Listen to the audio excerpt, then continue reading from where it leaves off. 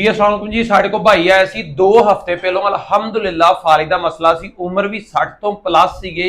अल्लाह पाक ने बहुत करम कीता वा। पहलों जाके मरीज गड्डी चेक करके आए सीगे, बल्कि मैं वीडियो भी नाल क्लिप इंशाअल्लाह ताला देख के लगा दांगा। पहलों भाई नूं पुछदे आ, फिर तुहानूं दसदे आ। अस्सलाम वालेकुम सर। सर सब तो पहलों अपना नाम दसो जी। मेरा नाम नासिर महमूद है। केड़ा इलाका जी? तहसील गुजर खान, जिला रावलपिंडी। तहसील गुजर खान, हाँ जी। जिला रावलपिंडी। तहसील गुजर खान च कित्थे करके रहिंदे हो सर? ਅਸੀਂ ਇਸਲਾਮਪੁਰਾ ਜੱਬਰ ਰਹਿੰਦੇ ਹਾਂ। असलामपुरा ਜੱਬਰ। असलामपुरा जब्बर। हाँ जी। ये कोई कॉलोनी है मतलब की आ? ਪਿੰਡ ਹੈ। पिंड आ? अच्छा चलो ठीक हो गया। एड्रैस इस तो पूछी था ताकि जेडे उस इलाके दे भाई वेखदे तानूं मिल के भी पुछ सकण। हाँ। अच्छा जेडी 2 हफ्ते पहलों मरीज अपना की लगदा सर, पहलों दसो जी। ਮੇਰੇ ਵਾਲਿਦ ਸਾਹਿਬ ਹਨ। अच्छा तुहाडे वालिद साहब आ। 2 हफ्ते पहलों की तबीयत सी, हुण की तबीयत जरा ये दसो जी।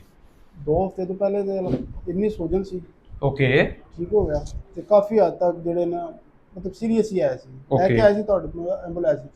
एंबुलेंस लैके आए ਤੇ ठीक है। ਅਲਹਮਦੁਲਿਲਾ ਕਾਫੀ ਰਿਕਵਰੀ ਹੋਈ ਹੈ। काफी रिकवरी तकरीबन किन्ने परसेंट तुहाडे ख्याल नाल रिकवरी हो गई है? तकरीबन 15 ਤੋਂ 20% ਹੋ ਗਈ। 15 ਤੋਂ 20 8 ਸਾਲ ਹੋ ਗਏ ਉਹਨਾਂ ਨੂੰ ਫਾਲੇ ਪਿਆ। 8 ਸਾਲ ਪੁਰਾਣਾ ਮਸਲਾ ਸੀ।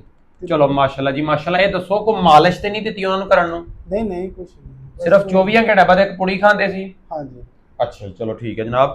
दोस्तों गल करने का मकसद होता शफा अल्लाह पाक देता, करम अल्लाह पाक करदा। डॉक्टर हकीम दी च महारत नहीं हुंदी, लेकिन अगर मसले नूं समझ के मेडिकेशन दी जाए तो अल्लाह पाक करम ही करम कर देंदी। 8 साल पुराना मसला सी, अलहमदुलिल्लाह 15 दिनों के विच जी 15 तो 20% अलहमदुलिल्लाह रिकवरी आ गई। जिद्दां जिद्दां मेडिकेशन खादी जाएंगे अल्लाह पाक मजीद करम करता जाएगा। बहुत शुक्रिया, थैंक यू।